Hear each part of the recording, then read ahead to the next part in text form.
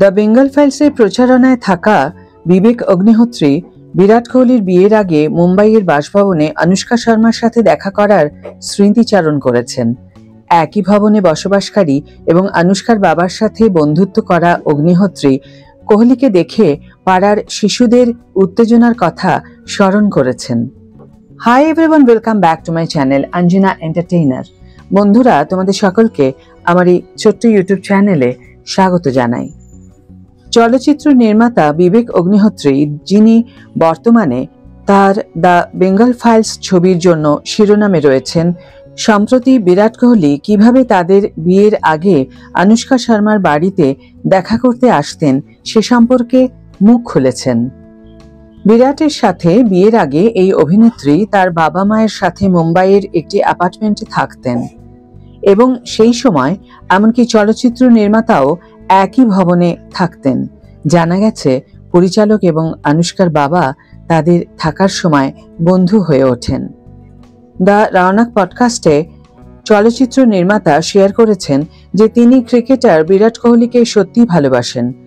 তিনি প্রকাশ করেছেন যে তিনি তাকে একজন ক্রিকেটার হিসেবে ভালোবাসেন। যখন উপস্থাপক চলচ্চিত্র নির্মাতাকে জিজ্ঞাসা করেন যে তিনি কখনো খেলোয়াড়ের সাথে দেখা করেছেন, তখন অগ্নিহোত্রী একটি আকর্ষণীয় ঘটনা শেয়ার করেন।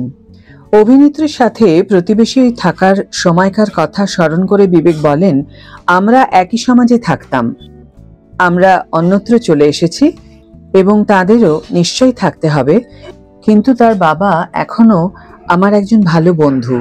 হেড স্টোরি ছবির পরিচালক আরো বলেন, বিয়ের বেশ আগে থেকেই বিরাট প্রায়ই তার বাড়িতে তার সাথে দেখা করতে আসতো। আমাদের রাস্তার বাচ্চারা পাগল হয়ে যেত, তারা ভালোবাসায় তার গাড়ির পেছনে ছুটত। তার সম্পর্কে এটাই আমার একমাত্র স্মৃতি।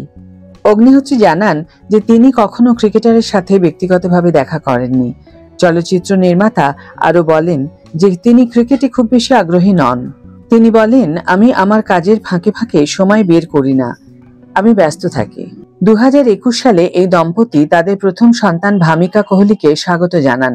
3 বছর পর 2024 সালে এই দম্পতি একটি পুত্র সন্তানের জন্ম দেন এবং তারা ভালোবাসার সাথে তার নাম রাখেন আকাই কোহলি।